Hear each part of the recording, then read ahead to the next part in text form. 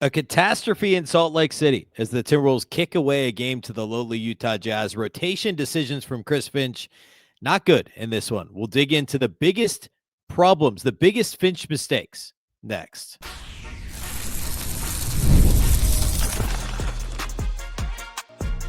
You are Locked On Timberwolves, your daily Minnesota Timberwolves podcast. Part of the Locked On Podcast Network, your team every day. Hello and welcome to the Locked On Wolves podcast, part of the Locked On Podcast Network, now the #1 sports podcast network. Today's episode is brought to you by FanDuel. Before tip-off, check the FanDuel app and see what's dropping during NBA Happy Hour every Friday from 6 to 7:30 p.m. Eastern. That is 5 to 6:30 p.m. Central Time. Happy Wednesday, everybody. Happy Hump Day. And tough loss for the Timberwolves to I guess, put it very directly and probably lightly. The Wolves lose in Utah on Tuesday night to one of the worst teams in the NBA without their best player in Lauri Markkanen. Keontae George drops a career high. The Timberwolves defense is just in shambles and rotation questions galore.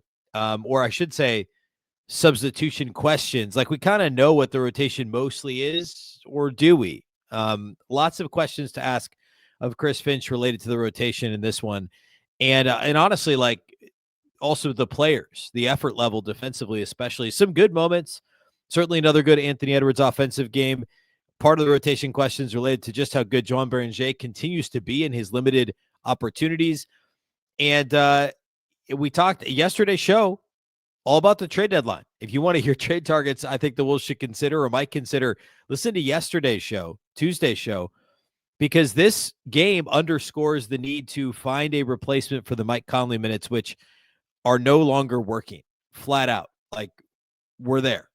They're not working. We'll talk about all that, what happened over the course of this game here in just a moment. That's what we'll do today on the show. Of course, as always, we'll close the post-game pod with individual studs and duds. A big thank you off the top for making Locked On Wolves your first listen every day. Of course, this show is free and available everywhere. You can watch on YouTube or wherever you like to listen to podcasts. You can also watch on the Locked On Sports Minnesota app on both Roku and Amazon Fire TV. All right. So the Timberwolves come into this game that fully healthy. Like, Naz Reid was questionable. He ended up playing in the game, other than TJ Shannon, who, of course, has been out for a little while. The Jazz did not have Lauri Markkanen, who's been out for, I think he's missed 5 games with an illness. And, like, Kevin Love wasn't available due to rest. But, like, Slow-Mo played. Kyle Anderson played. He's been playing pretty sparingly for Utah, but has been good when he has played. But no Markkanen. And, yeah, they had Jusuf Nurkic. They had Keontae George. They had Ace Bailey. And Slow-Mo played. Like, other than the absence of Markkanen, which is a big deal, it's a relatively full-strength Jazz team. And, like, they're not trying to win in general.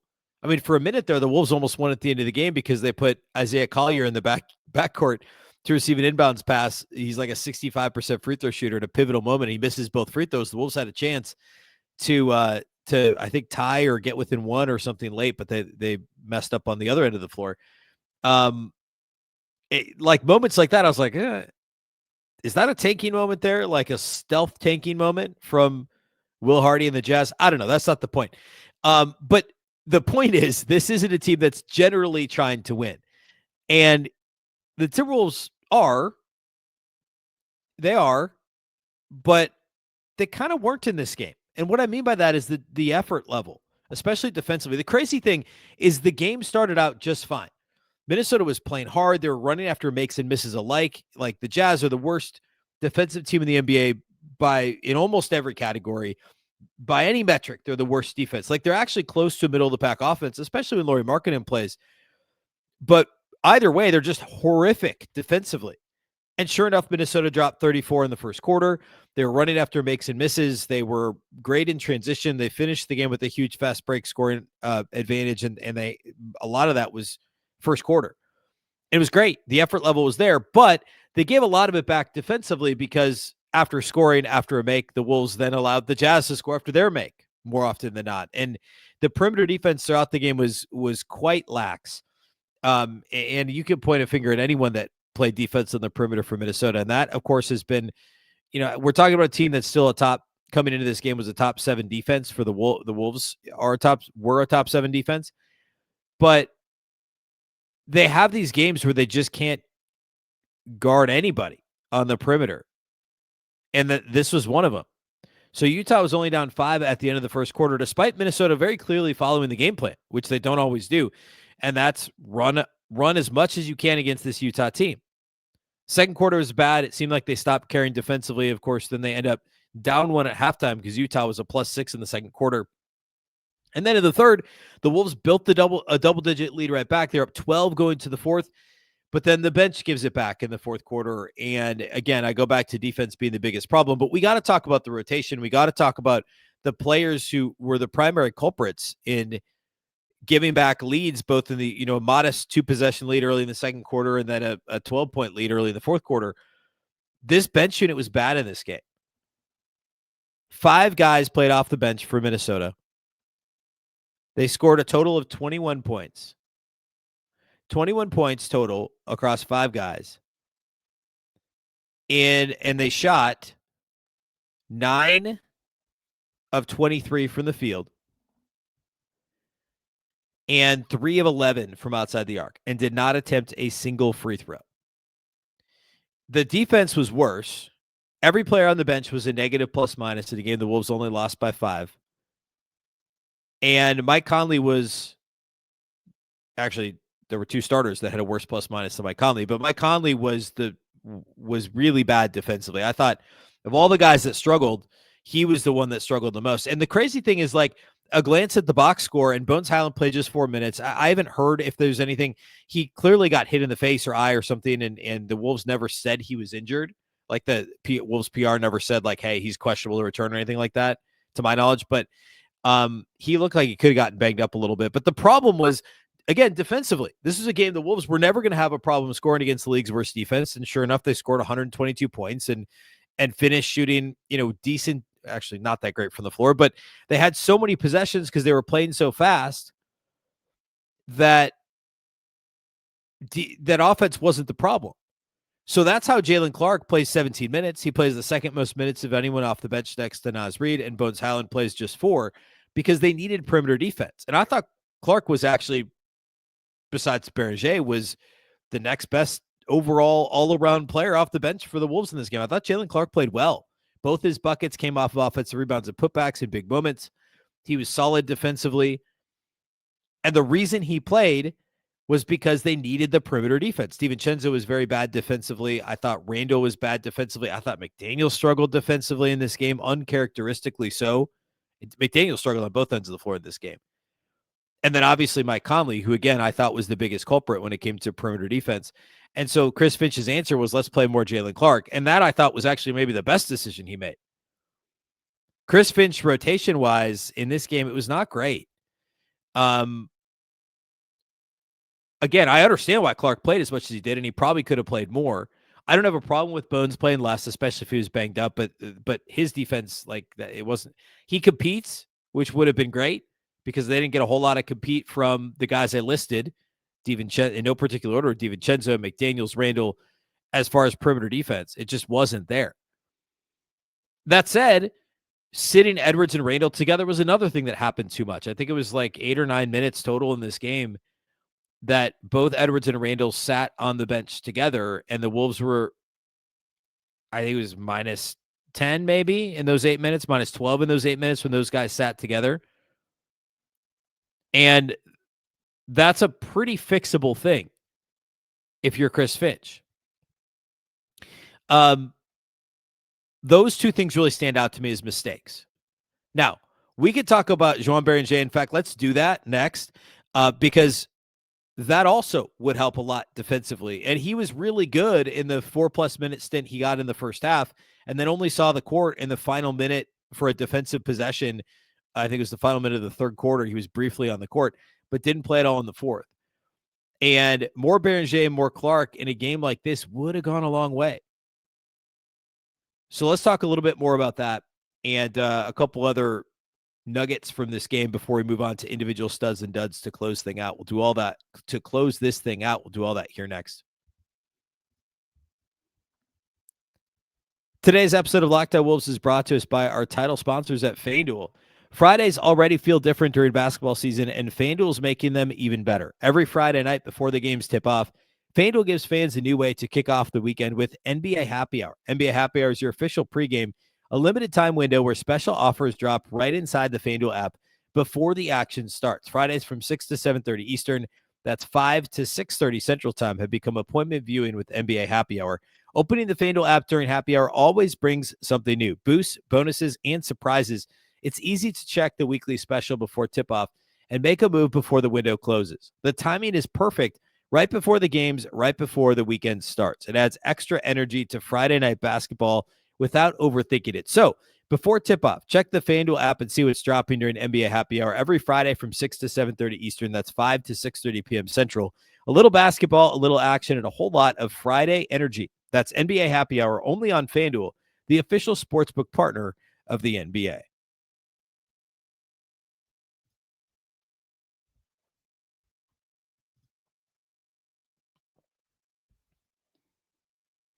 Big thank you once again for making Locked On Wolves your first listen of the day. And of course, thanks for helping to make Locked On the #1 sports podcast network. If you haven't already, go check out the new Everydayer Club. Not only will we get access to an ad-free audio feed for Locked On Wolves, which of course is compatible everywhere, Apple, Spotify, every other major podcast app, you also get an invite to the members-only Locked On Everydayer Club Discord server. That includes a group chat just for listeners of Locked On Wolves, as well as there's a fantasy basketball chat. There's a overall NBA channel as well. I think there's like a trades one or something as well. But I'm on the Locked On Wolves one, of course. I'm active in all the channels. You can go on there and chat directly. There's a few of us that have been active throughout the last week or so. So go ahead and join. You can go to lockedonwolves.supercast.com to sign up for the Everydayer Club. Again, lockedonwolves.supercast.com, or tap the link in the show notes to learn more. Okay, so rotation-wise, we talked about the justification for more Jalen Clark. We've talked about the need for less Mike Conley on both ends of the floor. And also the understandable, like, I understand why Bones Highland played less. The other thing is Jean Beringer only played 5 minutes, and he was very good in the first half. He scored 4 points, had a couple of dunks. I think one was a lob, one was an alley-oop dunk, and then one was a screen and roll where he rolled hard to the basket, got a nice pass, scored. He had 3 boards, one of them offensive, 2 defensive, was active on both ends, runs the floor hard. Something I've talked about constantly with him since the Wolves drafted him is how hard he plays, and that really matters. So in a game against another young team with guys that are playing hard because they don't know any better, which feels like I don't know, is that irony? It's not irony. It feels backwards, right? Like these guys should always play hard. But essentially, that's how hard Beringer plays. So to play a guy like that who has a little experience, has played very well when he's played, and has a more professional attitude in a game like this than the veterans on the team, very clearly, this is actually the right matchup to play him against. A long, athletic, young, fast-paced Jazz team. That would be, and also not only that, a decent offensive Jazz team who's horrific defensively. So you can get away with giving more minutes to defense-first guys like Jalen Clark and Jean Beringer, because these guys should be able to score against a horrific Jazz defense and can help limit a young, athletic, fast, decent, even without Markkanen, Jazz offense. Because it is a decent offense. The numbers bear that out. And they're downright good with Markkanen on the floor. But to combat, like, the points in the paint, that would be another thing we could talk about here. The Jazz were plus 12 points in the paint, 62-50. The Jazz won points in the paint. And that's not a Rudy stat. It's almost always a perimeter defense stat. There was the one possession late in the game. Rudy had 2 blocks on the same possession. He had 4 in the game. He had 2 on the same possession, defending the paint. And the Wolves, the perimeter defense was so bad that the first shot happened. And then the rebounding was so bad that the second shot happened. And then eventually a third shot, which was a near dagger corner 3 from Keontae George, who scored a career high in this game, because they could not corral a defensive rebound. And was Rudy Gobert a contributing factor? Sure. But usually when he's cleaning up the mess in the paint, it's because folks didn't guard on the perimeter. And that's why Jalen Clark was in the game, because they needed more perimeter defense. So all I'm saying is in the non-Rudy minutes, Jean Beringer should be out there. And I've said all season, two of McDaniels, Gobert, and Jalen Clark should be on the floor at all times. And I'm not quite like Beringer is right on the fringe of that conversation. And I don't understand why you wouldn't have him on the floor. We know that the Randle and Naz Reid combination in the front court is downright poor defensively. It's been a little better lately, this game notwithstanding, but it's not a good defensive combination. And you can help shore that up if Beringer is on the court with them. And we've seen that in doses here over the last week plus of Beringer on the court effectively when he's on the court with those guys. I mean, Naz then essentially plays the 3 and Beringer is at the 5 with Randle at the 4. And this is a game that could have used a little bit more of that. Because, yeah, you need a little bit of scoring punch. But the defense was more important in this game. So you needed more Beringer. You needed probably still even more Jalen Clark. And less Mike Conley, which, again, I refer you, as I started the show today, back to yesterday's episode of Lockdown Wolves, where I went through a list of guys who are in the price range of essentially the salary range that Minnesota is going to be targeting. And like, if you give those 16 Mike Conley minutes to Trey Jones, he'd play more than 16 minutes. But I mean, that's a huge difference. He's not a great defender, but he's better than this stage of Mike Conley. And he's a far better offensive player than this stage of Mike Conley. That's one of the reasons why he's Scottie Pippen Jr., who's out for probably another month. But if in 6 weeks he's getting those minutes, he's an upgrade over Mike Conley. I think like this game just underscores, and there's just over 2 weeks to the deadline, 2 weeks from tomorrow. It underscores the need to shore up that depth, to improve the bench. And whether Mike Conley's part of a deal, which I don't think he would need to be with either of those. I think they might be able to do Rob Dillingham straight up or Dillingham plus a Shannon or plus Leonard Miller for either one of those. Actually, Pippen's on basically a minimum contract, so you wouldn't even need all that much. But Trey Jones, I think you'd need one of them. I don't know that Conley's in either of those trades. And if Conley wants to be second Joe Ingles and you got two vets, two former Rudy Gobert Jazz teammates that don't play and are just end of the bench guys, essentially extensions of the coaching staff, fine. It's not great roster and asset management at all, but if you're worried about locker room vibes, then yeah, like do that. But it's just not palatable to be trotting him out there for 12 to 16 to 18 to 20 minutes a game. He played 16 in this game, was scoreless. He hasn't played hasn't scored, I should say, in 30 some minutes. What was the other night? He was a minus, some crazy plus minus number in a game that was a close game. It's just, it's run its course with Mike Conley, and it's too bad, but we're there. And also along with that, like this is related, this is where I started the conversation or this topic, is the Wolves built leads in the first and third quarters that then at the start of the second and fourth quarters, the bench essentially gave back. It's like Dante plus the bench that gave these leads back. And I thought the Beringer minutes and the Clark minutes were fine. Naz did some good things in this game, but I thought the offense was very clunky. He just started chucking in the fourth quarter, and Ant did too, but that's more defensible because Ant has been just on a ridiculous heater and was for a short period of time early in the fourth quarter, or was it early fourth, mid fourth quarter in this game too, or late third. It might have been late third quarter when the Wolves extended the lead. I think it was. And it seemed like this thing was going to be over because Ant just went supernova. And then he cooled down, had his shoe and sock off on the bench and came back in and wasn't quite as effective. But my point is, Naz, I thought, shot himself out of like a decent game.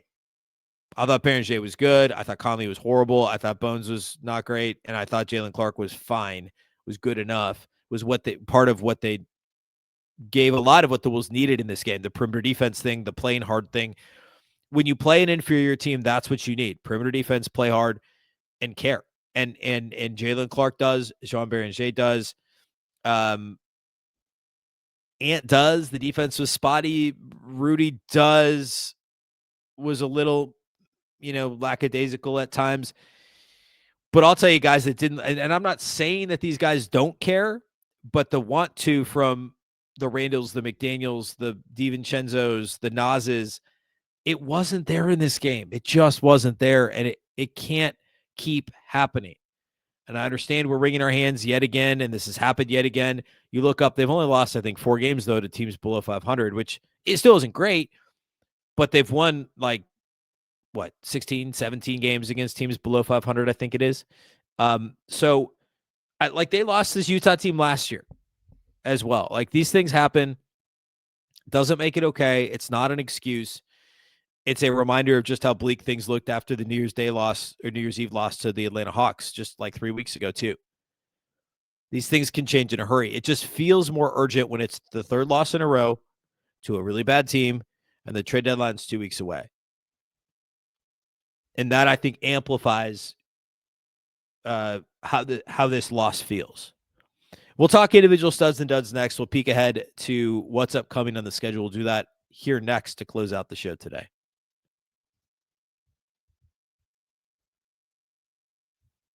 Today's episode of Locked On Wolves is brought to us by our friends at Quo. New year, new systems. This is the time when a lot of us look at the messier parts of how we run our business and think there has got to be a better way. And there is. Streamlining your communications is one of the quickest upgrades you can make. And that's why today's episode is brought to you by Quo, spelled Quo, the smarter way to run your business communications. Because when your team is reachable, organized, and communicating in one place, you're not just working cleaner, you're creating more opportunities to connect with customers. I love how simple Quo makes everything. Your whole team can call and text from one shared business number, so nothing gets missed.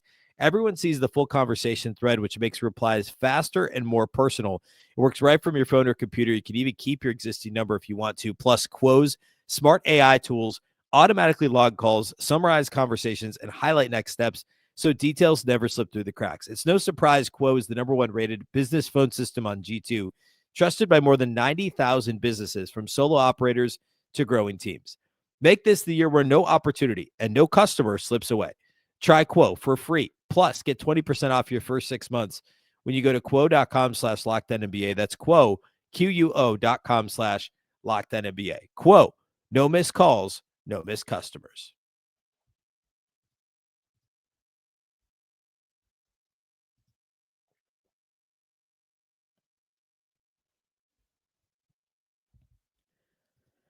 All right, putting a bow on this thing.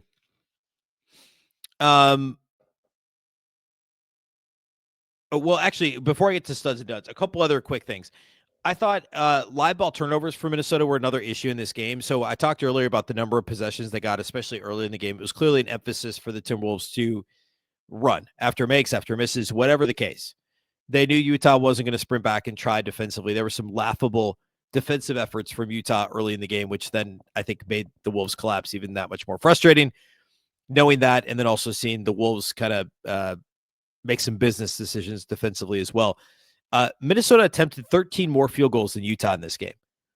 They also turned it over 11 times, which isn't an insane number, but a lot of those were live ball turnovers, and Utah themselves turned it over 16 times. So Minnesota won the turnover category by 5. They attempted 13 more shots. They attempted 18 more threes and made only 2 more threes. So the percentage obviously was a lot lower from outside the arc. They also made and attempted 1 more free throw. So they won the 3-point line. They won the free throw line barely. They won the turnover battle. They won the field goal attempt battle. And that makes this that much more frustrating. Points in the paint was a major problem. They were minus 12 points in the paint. Fast break points, they ended up only winning by 9, and they had like a lead that was twice that in fast break points early in this game. Minnesota also only had 28 assists on 44 field goals, which is not a great ratio. There was a lot of, I mentioned this a minute ago in the last segment, but there was a lot of jack up the first decent look we have, and a lot of pounding the ball. And Ant did this and was great late in the third quarter. And Ant can do whatever he wants coming off that 55-point game in San Antonio. But that was part of it. I mean, Randle did. He always does a little bit of it. There were some McDaniels possessions like that.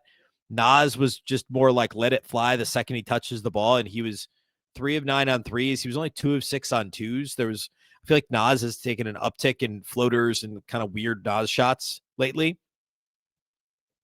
The offensive flow was really good early, and the pace was good early. And it was the live ball turnovers, not that many, but some really bad decisions by McDaniels, Randle. There was a couple bad Dante ones in there. And then I thought the shot selection late it was all problematic for the Timberwolves. And that kind of greased the wheels of the collapse, if you will, for the Timberwolves down the stretch. So offensive process needs to improve once again. And then again, the headline has to be the defensive effort, which I've talked quite a bit about. Just not enough energy, not enough effort. And I would say McDaniels, Randle, and DiVincenzo are the guys that you got to call out for that. Okay, let's talk individual studs and duds. Pretty easy in this one. I mean, Ant has to get a stud. He had 38. Yeah, it took him 28 shots. He was just 5 of 15 on threes. And at one point, he was 3 of 7. So he was, I think, 2 of his last 8 outside the arc, if I'm not mistaken. He hit one tough one right near the end in the corner. But, had it above the break, left slot 3 that he, shoots over 40% on that rimmed out. There were a couple of bad misses. But he is the reason this thing got to double figures. He was really good overall. 8 rebounds for him, which is a nice number. 3 assists to just 1 turnover. Had a couple steals. Was a team best +7 in a game that they lost by 5. I mean, they lost the non-Ant minutes by 12 points. And weirdly, maybe not weirdly, interestingly, the flip side of that coin is Dante DiVincenzo was a -14 in a game that they lost by 5. For so much of the season, and I don't know what that number, sitting here right now, what that number was coming into the game, but Dante was the on-off, not plus-minus, the on-off darling. It's not quite the same thing. Was the on-off darling of the Timberwolves for the first 3 months of the season. I guess we're about 3 months in, for the first 2.5 months or so of the season. And it started to regulate a little bit, where Ant's on-off is overtaking, it's not yet, but it's eating into what Dante's was. And again, on-off doesn't mean the team's actually better with you off the court. In Ant's case, like, there's no one's actually arguing that. That's not what that means. It's just as much an indictment over the players that come in the game in your place. If a number looks off, right? That's that, or I should say the other way around. If the players that come behind you are horrific, that makes the on-off look better for you. If you have a good bench, it might kind of mitigate some of that, right? We're starting to see that regulate between DiVincenzo and Edwards just a little bit. So Ant was a +7 in this game. Dante was a -14 and plus-minus. So anyway, Ant's the first stud. It's actually kind of hard to find a second one. It really is. I guess I'd go Rudy Gobert. I mean, he only ended up playing 29 minutes, which is odd. And he only had 1 foul. It wasn't foul trouble. He was a perfect 5 of 5 from the field. He struggled at the line. He was 1 of 5 at the line. 11 points, 10 boards. He had 4 blocks and 2 steals and no turnovers. So Rudy had 6 stocks and no turnovers in 29 minutes. The points of the paint was not Rudy's fault. It was a perimeter defense problem. My third stud, it's gotta be Jean Beringer. And I know he only played 5 minutes, and it's not like I am evaluating this fairly. It's not just because he's the shiny new toy. He was really good in those 5 minutes, and nobody else played well for the Timberwolves. I'm sorry, they just didn't. Like, you could argue Jalen Clark, Randle, McDaniels were both okay offensively, but they were both, I would say, abhorrent defensively, honestly. It was really bad. And even though the counting stats were fine offensively, they were both 7 of 16 from the field. They combined for 9 assists and 8 turnovers. It's not a good ratio. So even the counting stats, like, other than Randle had 19 points and McDaniels had 18, nobody could argue with a straight face those guys played well in this game. Duds wise, obviously Mike Conley would have to. I'm only going with the studs I mentioned, by the way. I'll go Edwards, Gobert, and Beringer. Really, Ant's the only one that deserves it. Duds, Mike Conley was bad, especially defensively, but the offense wasn't really any better. Missed a couple of wide open threes. 16 minutes of scoreless basketball, 3 missed shots, 2 assists, 1 steal, 1 board for Mike Conley. Was a bench worst and third worst on the team plus minus of -5. My second dud, it's probably gonna have to, I don't know. I'm struggling with this one. It's probably Julius Randle. I thought he was worse defensively. I thought the offensive decisions were worse, were clunky. This was a classic head scratcher from Julius Randle. It happens every couple of weeks. We still get him.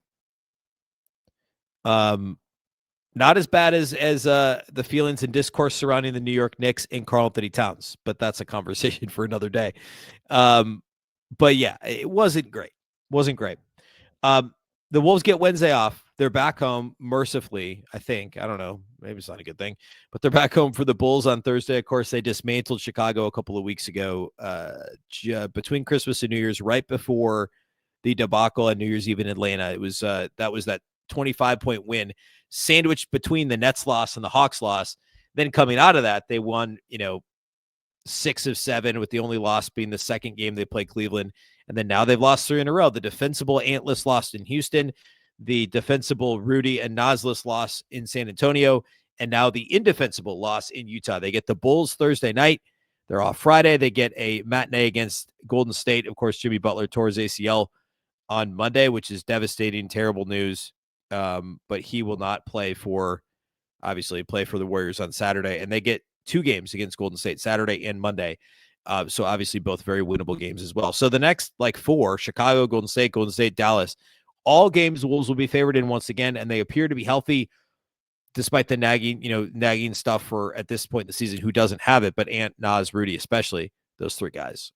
So tomorrow's show, we'll preview the Wolves-Bulls matchup. We'll talk about what happened the last time when the Wolves won by 35. We'll talk about what's happened since then, and any other notes coming out of this game, any notable quotes coming from Chris Finch following this game.